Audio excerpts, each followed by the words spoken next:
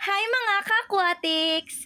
May bisita nga pala tayong foreigner na si Boss Steve. Second visit niya na to dito sa atin, kaya nakakatuwa talaga. Ang hanap pala ni Boss Steve ngayon ay mga tricolor butterfly koi.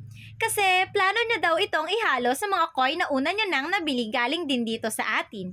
Kaya tara mga ka-aquatics! Samahan niyo kami sa pagpili ng mga isda na siguradong papasa sa panlasa ni Boss Steve. This one are regular koi. So are you just planning to get some butterfly kois or also the regular ones?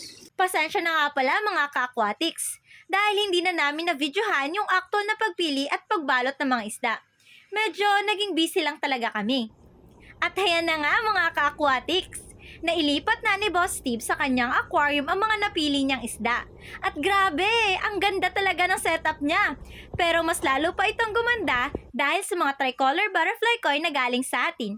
At nga pala mga ka-aquatics, ang lahat ng isda sa isang aquarium setup na ito ni Boss Steve ay sa atin galing. Ang sarap sa mata panoorin. Ang ganda at ang healthy nila mga ka-aquatics. Napakagaling talagang mag-alaga ni Boss Steve.